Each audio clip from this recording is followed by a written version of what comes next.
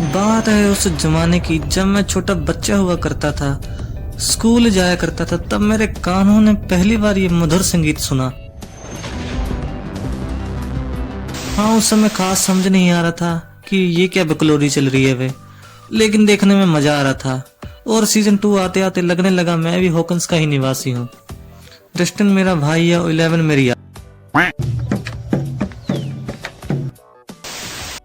कहानी अमेरिका के छोटे से गांव हॉकिंस की, जहां बिल नामक बालक लापता हो जाता है और उसे ढूंढते ढूंढते उसके दोस्त टैमोगर की जी मार दे। नहीं, मुझे पता चले मेरे घर के नीचे गोभी की शक्ल का मॉन्स्टर घूम रहा है, मैं तो अपने घर में ना घुसूं। और ये बहन के लाडले उनका पीछा करते करते अपसाइड डाउन में चले गए। बड़े ढीठे हैं, डरते नहीं साले। जो भी है, यही चीज तो देखने में मजा आता है। कुछ भी को शो माहौल तो बनाता है। जब यह कहानी शुरू हुई थी पता नहीं था हम इतने आगे बढ़ेंगे कि हम इन्हें बच्चों को बड़े होते देखेंगे, क्योंकि कम मूवी शो के साथ होता है कि फैंस इतने लंबे समय तक आपकी स्टोरी को फॉलो करे। या तो शो कैंसिल हो जाता है या तो लोगों का इंटरेस्ट खत्म होने लगता है।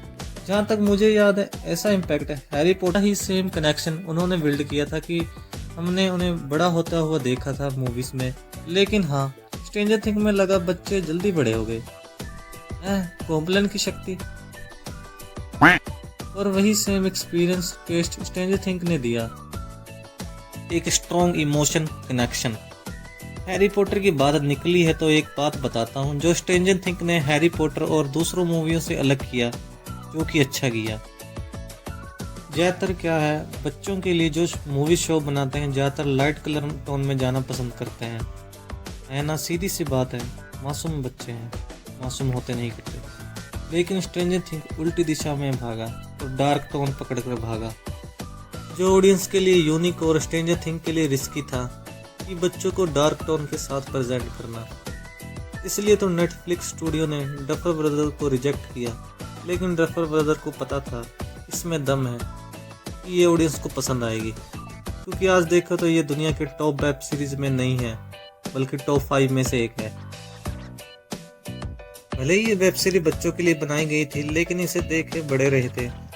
लेकिन जो ये डार्क टोन है गलत दिशा में भी जा सकता था, जो कि जा रहा था सीजन 1 में। लेकिन इन्होंने काफी अच्छा हैंडल किया चीजों को। क्रीपी रखने के साथ साथ जो कलर के साथ खेला है, कलर के साथ खेलना तो इनसे सीखे। और फिर से ये शो डार्क टोन पकड़कर भाग रहा था सीजन 5 के खत्म होते होते, जो कि रिक्वायर्ड भी था स्टोरी को। अब हर कोई नाच नाच कर यूनिवर्स तो नहीं बचा सकता ना। बताओ, हमने नाच नाच के ब्रह्मांड को बचाया था। नाच नाच बात करूं कास्टिंग की तो क्या ही कास्टिंग है। ऐसा लगता है एक दूसरे को पहले से जानते हैं और हॉकिंस के स्कूल में ही एग्जाम की तैयारी कर रहे थे। वो तो वैगना आ गया इसलिए एग्जाम कैंसिल हो गया। खास करके स्टीव हॉलिस्टन का करैक्टर, शायद ये कहना गलत नहीं होगा, लीड से ज्यादा जनता इन्हें देखना पसंद करती है।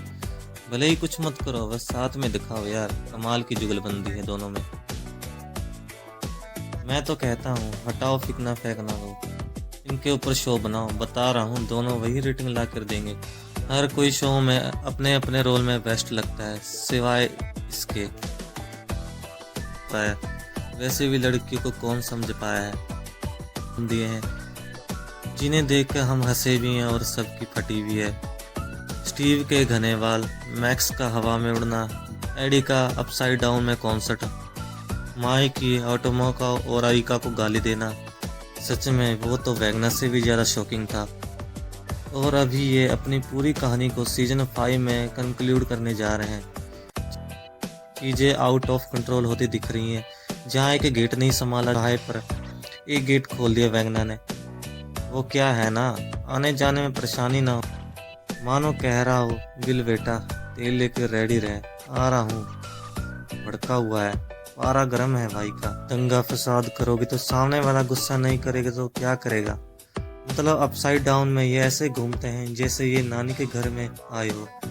और पिछले 10 साल में ऐसे बहुत सी चीजें हैं जो इस शो ने क्लियर नहीं की है। अपसाइड डाउन कैसे और क्यों बना, ये बंद गोभी जैसे दिखने वाला कुत्ता कहाँ से आया, रियल बॉस कौन है, कौन सा उधार बकाया रह गया है, इसकी त्वचा इतनी खुदरी क्यों है।